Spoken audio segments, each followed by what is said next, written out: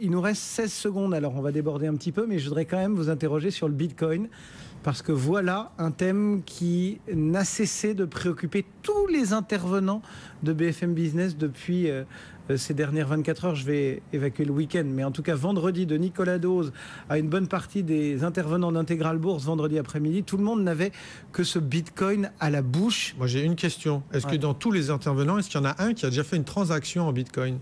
Je sais pas, nous, Sabrina Coeliozzi nous a parlé d'un Bitcoin, d'un Black Friday Bitcoin où on pouvait acheter des sucettes au bacon. Ça va se terminer mal. Il y a une volatilité qui est, puisque c'est basé sur rien, il y a une volatilité qui est hallucinante. Vous pouvez pas faire une transaction, une entreprise peut pas faire une transaction avec un truc qui peut varier de 30% dans la journée. Enfin, c'est juste ridicule. Comment ils font pour se couvrir? Comment ils font pour... Vous êtes là, en fait.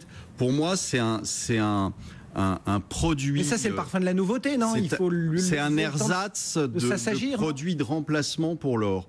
C'est-à-dire que les gens en ont marre de se faire torcher sur le prix de l'or parce qu'il y a des manipulations de...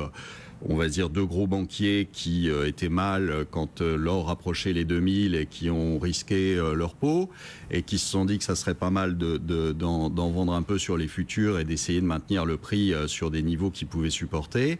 Donc les gens comprennent pas pourquoi l'or ne monte pas alors que de toute évidence il devrait être plus haut, et je pense qu'ils utilisent le Bitcoin comme un remplacement à acheter de l'once d'or, et voilà. Mais le problème, c'est que ça n'en est pas. Cyril, un mot? Oui, non, allez-y. Non, c'est vrai que ça paraît assez compliqué.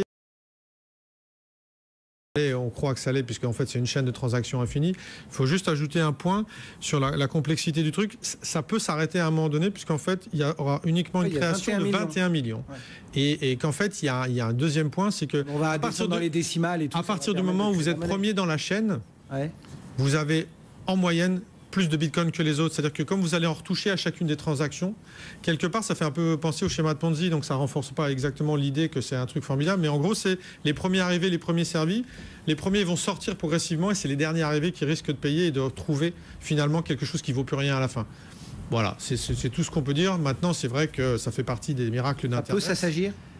Bien sûr que ça, oui. Mais je pense qu'il faut se poser la question, pourquoi ça existe? Bah oui, ça existe parce que les billets autres, dollars, euros, yens, valent pas grand-chose. Bon.